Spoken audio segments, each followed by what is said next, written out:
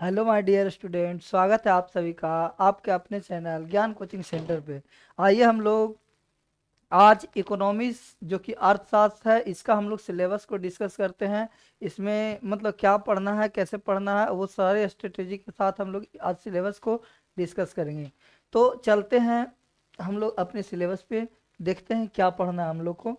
इससे पहले आइए एक शायरी हो जाए, ताकि हम लोग को कुछ अपने अंदर जुनून मिले, जिससे हम लोग मतलब अपने तैयारी को बेहतर दिशा में ले जा सके। देखिए कह रहा है, ना संघर्ष ना तकलीफ तो क्या खाक मजा है जीने में। ना संघर्ष ना तकलीफ तो क्या खाक मजा है जीने में, बड़े बड़े तूफान थम जाते हैं जब आग लगी हो सीने में। कहा जाता है ना संघर्ष करेंगे ना तकलीफ करेंगे तो आपको जीने में क्या मजा है।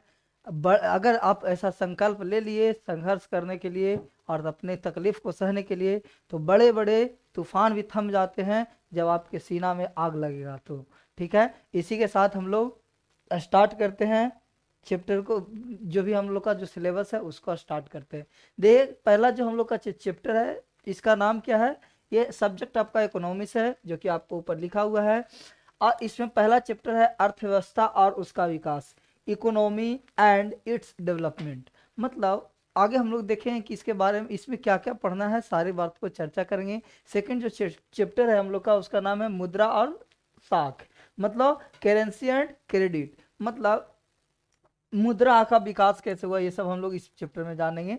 करेंसी एंड क्रेडिट कार्ड, जो मतलब कि हम लोग करेंसी से क्रेडिट कार्ड तक कैसे पहुंचे हैं। ठीक है, इस चैप्टर में हम लोग ये सब डिस्कस करने वाले। थर्ड जो चैप्टर है जिसका नाम है राज एवं राष्ट्रीय आय, मतलब स्टेट एंड नेशनल इनकम। ठीक है, इसके बारे में हम लोग चर्चा करेंगे।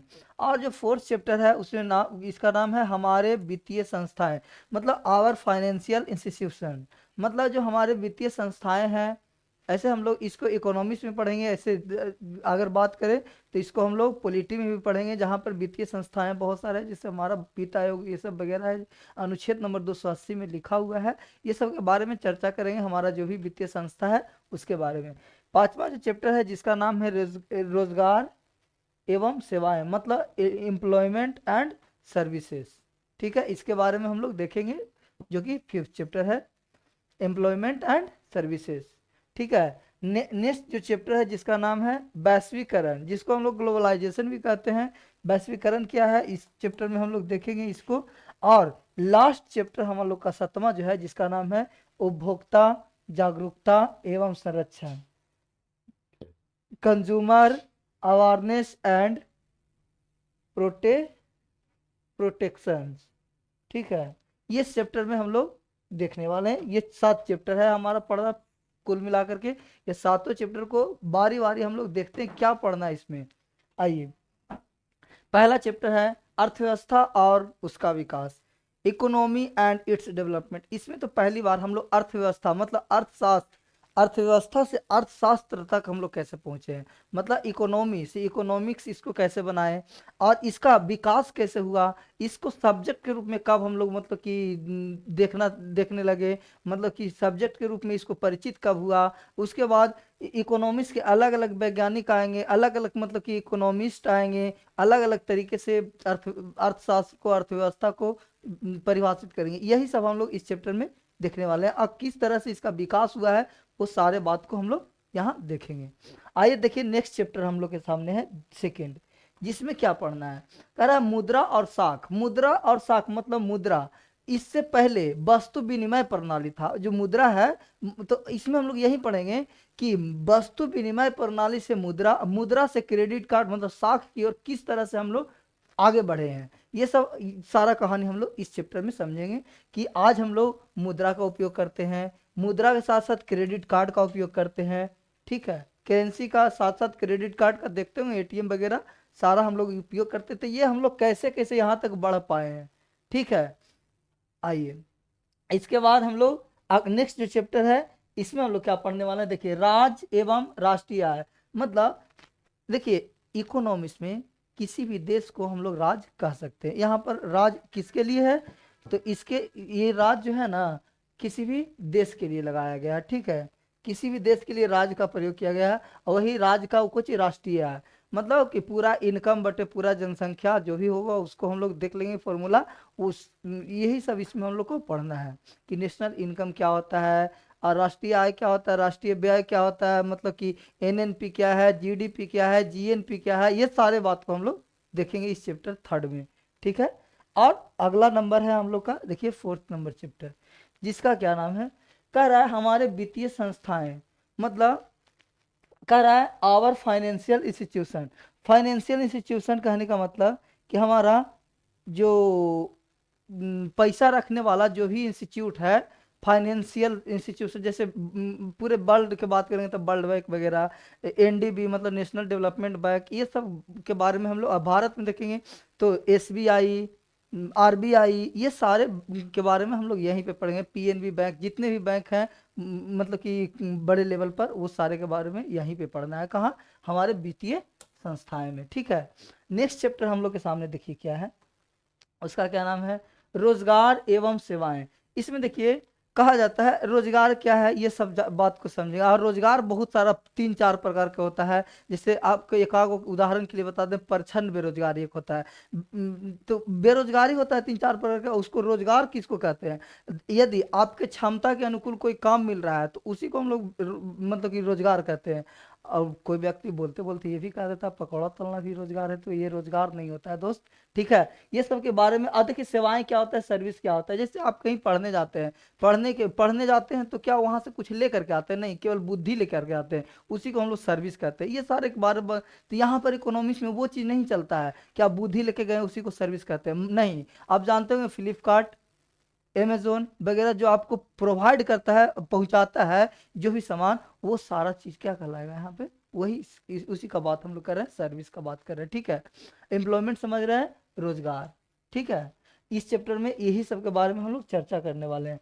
नेक्स्ट जो चैप्टर है हम लोग का, जिसका नाम है वैश्वीकरण। वैश्वीकरण या फिर ग्लोबलाइजेशन, ये जो है भारत में सन 1991 ईस्वी में आया है। ठीक है। इस समय भारत के वित्त मंत्री जो थे, कौन थे? सबको पता होगा,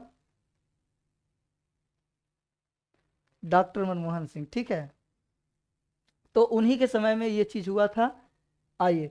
और ग्लोबलाइजेशन क्या होता है? बहुत बड़ा चीज है नहीं, जिसे अपना मार्केट को विश्व के मार्केट से जोड़ना, या पूरे विश्व के मार्केट से अपने को जोड़ लेना, यही कहलाता है वैश्वीकरण। ये सब हम लोग इस चैप्टर में, वैश्वीकरण मतलब कि इसी में पढ़ना रहेगा। Liberalisation, privatisation, globalisation. तो ग्लोबलाइजेशन यहाँ देख रहे हैं, इस चैप्टर का नाम है ग्लोबलाइजेशन।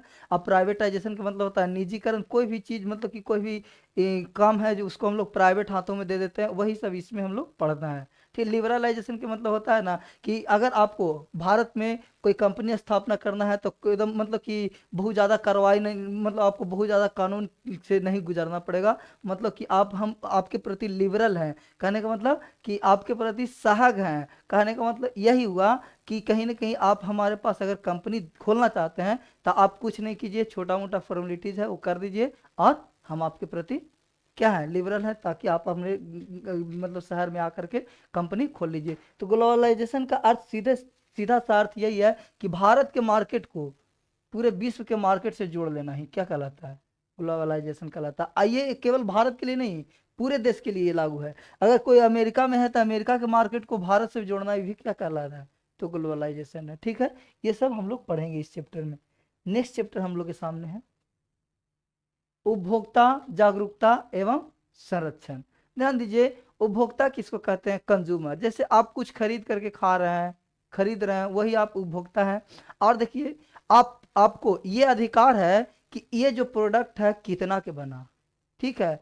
इसका एक्सपायरी डेट क्या है? तो आप जान, अगर आप इतना पढ़े लिखे हैं, आप जान रहे हैं, तो अगला को बताइए इस चीज को। ठीक है।